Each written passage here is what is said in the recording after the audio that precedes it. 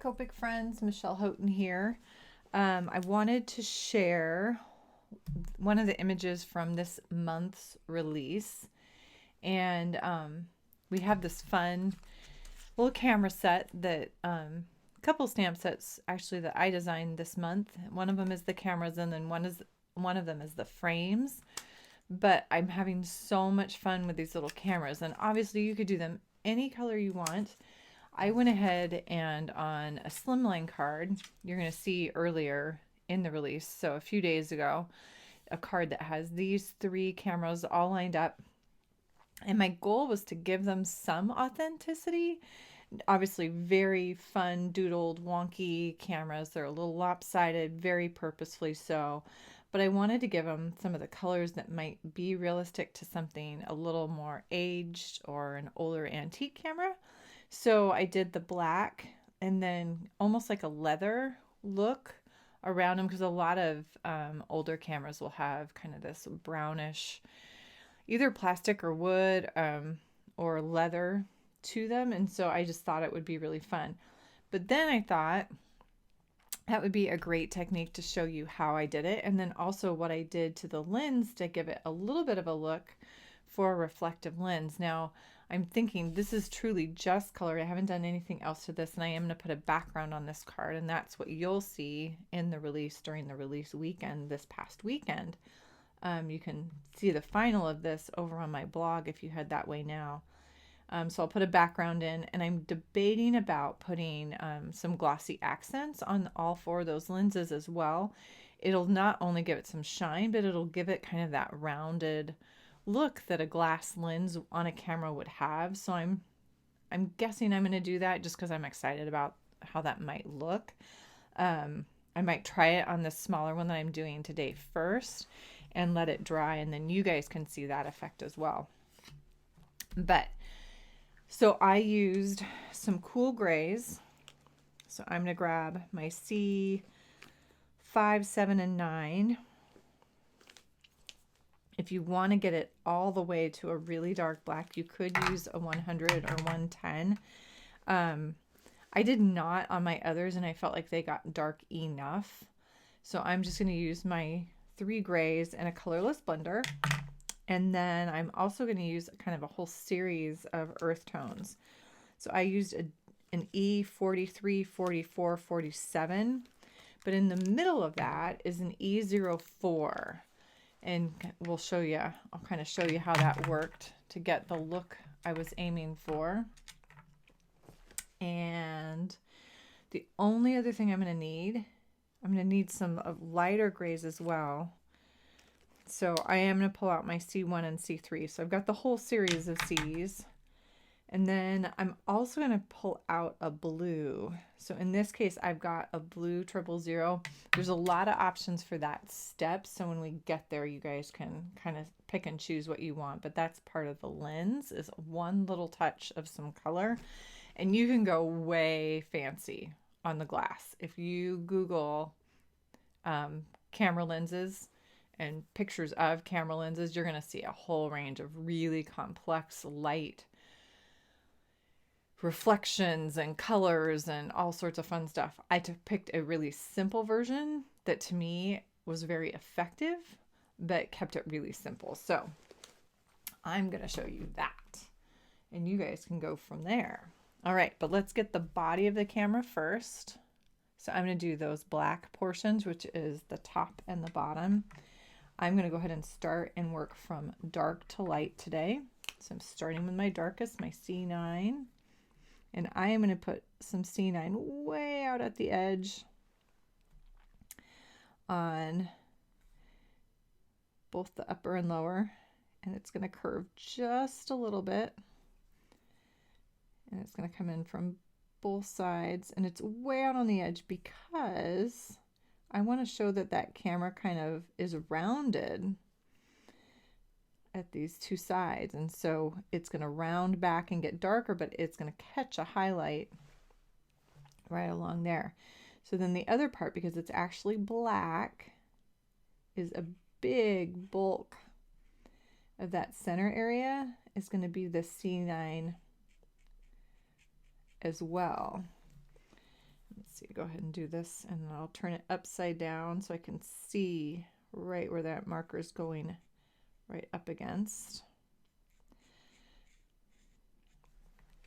So turn it around, and then my goal here, see, because that black nib, it's really hard to see where that's coming up against those black lines, so I definitely want to get my hand out of the way and be able to see where, right along that line. And then it's pretty easy from there. We're gonna walk down to our C7.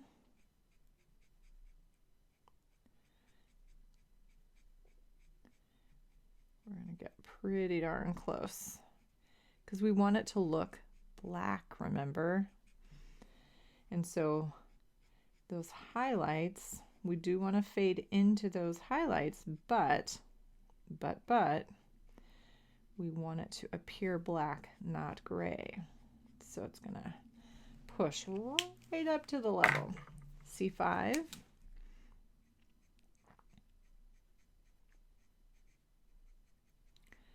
Now when I do the dark to light like this, remember you've got to start over on the previous color. So I'm starting over on the C7 and kind of softening that edge and pulling into that highlight area. So I'm going to close it down almost all the way, and then grab my colorless blender. I'm going to go right along that highlight.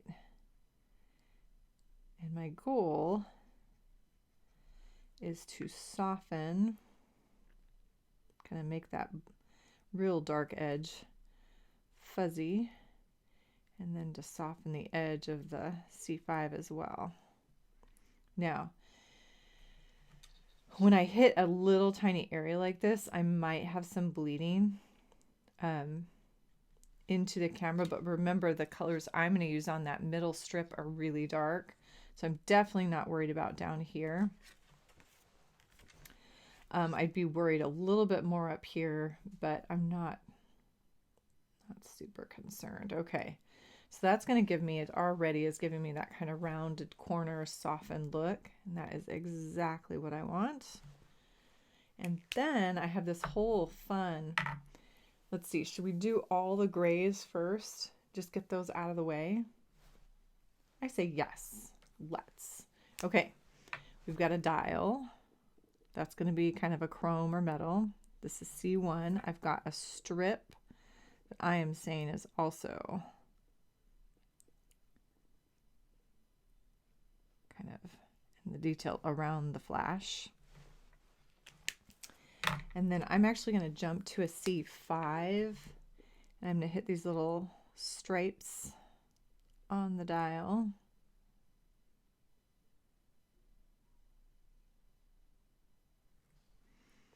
And I'm going to go from the flash just barely out.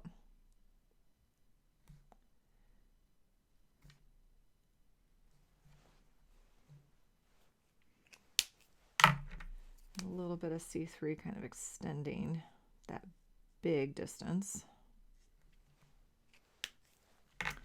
And then the ring around the lens. So what I did on this is I did along the bottom half, I went along the bottom edge. Now I did not pull up lenses on this, and this is probably actually opposite of what it should be. So if you want it more accurate, you'll need to pull something up. And then on the top half, again, kind of the bottom edge. So this is that C5. C3, extend that a little further.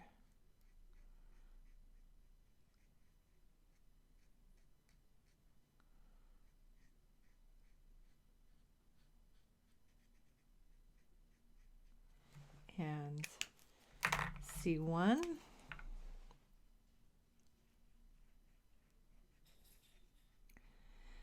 And you can add bright white highlights if you want, like reflections on things like the metal. That's going to be really up to you and a personal preference. Sometimes I like it without to see if I can make it look metallic without. So that part's up to you. I'll leave that kind of in your capable hands. On the flash itself, what I found worked pretty well. I used my C3 again. And when I looked at images, they all had these kind of little interesting kind of hatch marks or kind of divisions back into the bulb itself. And so I just chose a couple little vertical and horizontal lines kind of randomly, really, really lightly.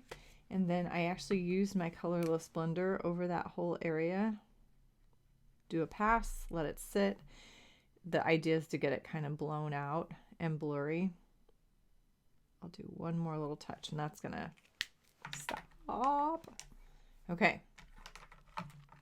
So that's that. We will come back to the lens itself, and although those are grays, let's finish with that piece in the middle. Let's do this kind of mid earth tony area, and this is an E43, which is dull ivory.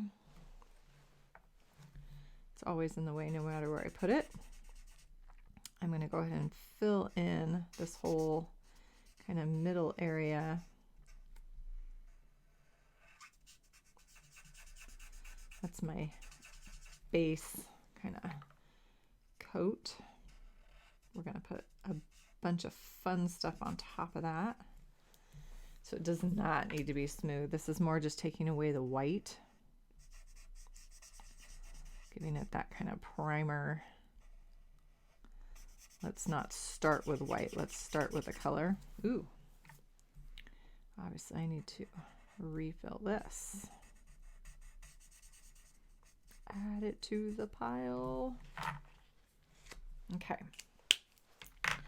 The next color I used was actually the E04.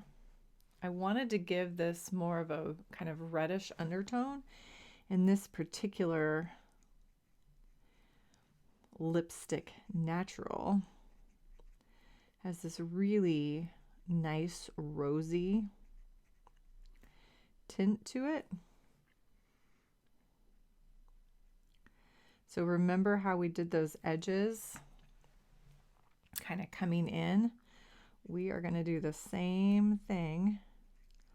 And notice I'm not coloring in. That's not the goal here. I'm kind of doing a blotchy,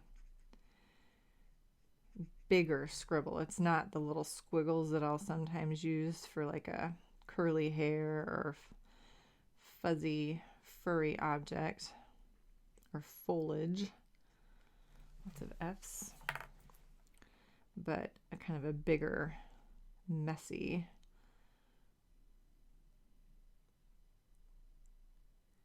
All right. And then we're going to layer on some more. We're going to go with E44 clay. And right now, like with this one, I'm not as concerned about like darks and lights. Remember, this is pretty flat front. If anything, we've got a little bit of this fall away at the edges. But this color is going to go kind of everywhere that E04 went. So E04 and then E44. Notice the similarities. That saturation number, even though in the earth tones it's not a saturation number, it's just kind of that grouping number. That is different. So we know they're kind of along different little rows in the earth tone family, but the 4 at the end is the same. So they're really similar in value level, like the light to dark. So they're going to match up pretty well. Then the last one I'm going to use is actually the E47. So this one, I'm actually going to come in and bump accidentally against my lens. I'll see if I can correct that in a minute. I'm going to come in kind of where that lens is popping out from the camera and see if I can't accentuate that a little bit by getting a little bit darker and then getting a little bit lighter, a little darker under the flash, because I'm guessing that sticks out towards us a little bit. But again, just kind of blotchy. And then right at that edge, right at that edge, kind of shoot it around and back. Where's that? I'm going to C1. Touch this real quick. Lucky for me, earth tones tend to move pretty well, so I just push that back out a little bit. We can do it again here in a minute. Back to E4-3, and we're going to go over that entire thing. Soften it and smoosh it. Technical art term. Smooshing all the way. And what I like about doing this with that textured and then kind of, it's not just, sometimes we talk about doing kind of a light wash over an area to soften so it doesn't look like polka dots or it doesn't look like striping. This is more of a scrub because we really want to smush it all together.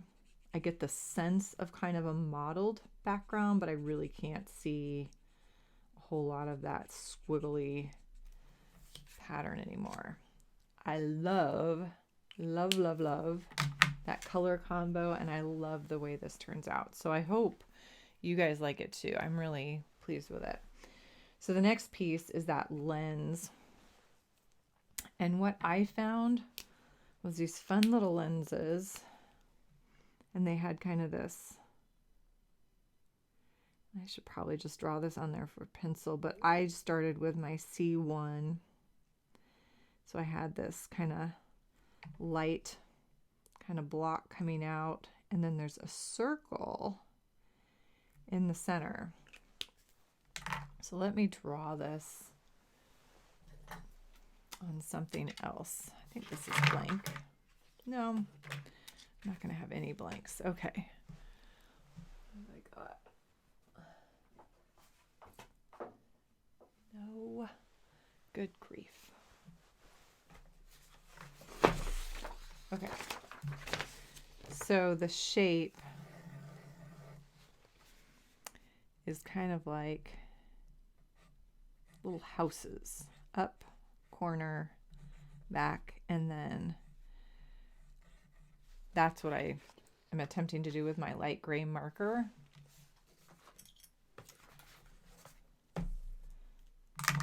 And then I jump all the way to my darkest, my C9, because this portion behind those shapes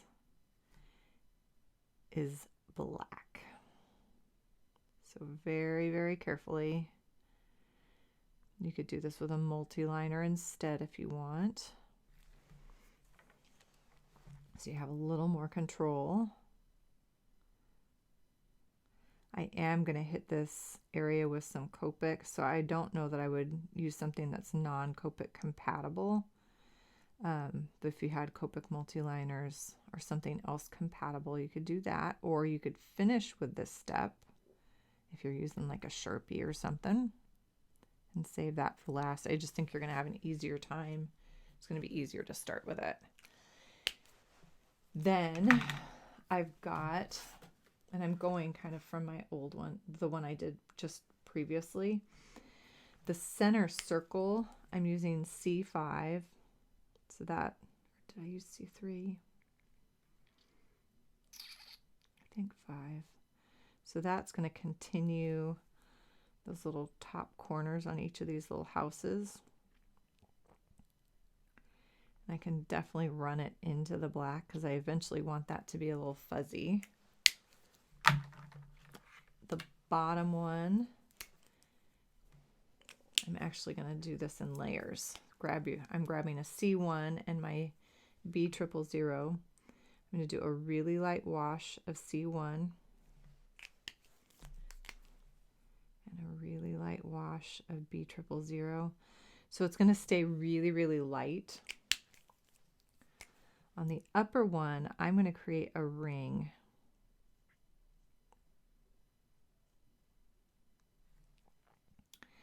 Then I'm going to come back to the bottom one, and I'm still with my C1. I'm going to darken it here in a minute with a C3, but I'm going to do a ring on the other half, this bottom half. So notice it's kind of the bottom half,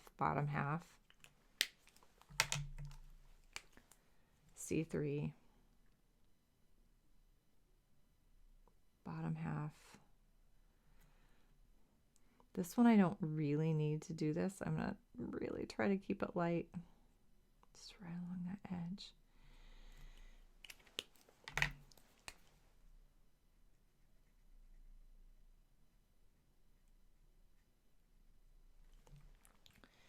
Then I am going to grab my colorless blender,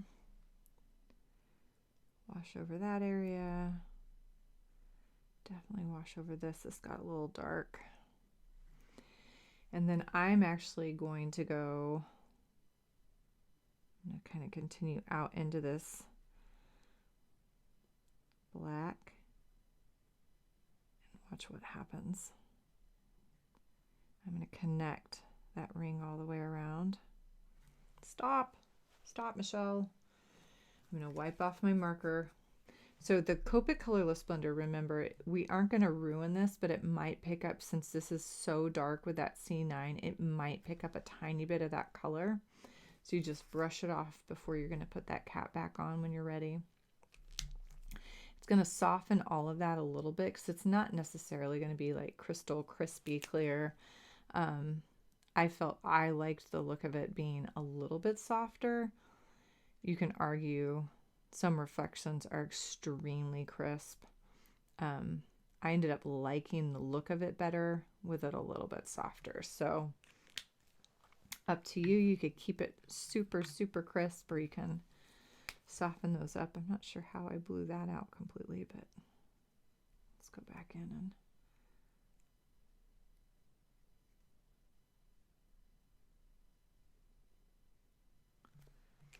I'm making a mess because I'm playing with it too much. And it's really wet. All right. Where's the C3? It's in my hand? No. No.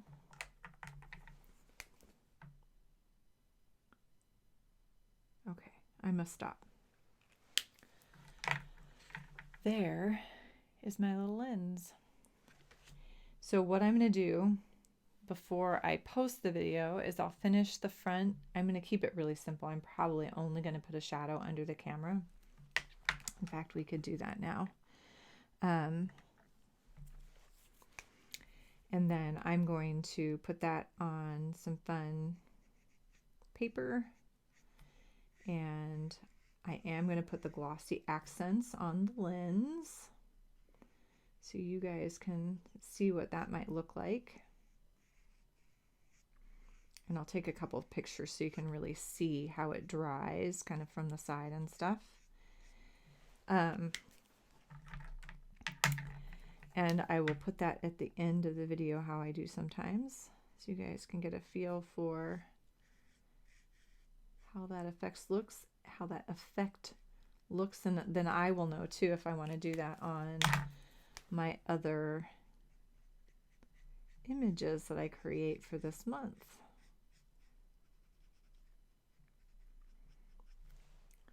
All right, just doing a really simple cast shadow.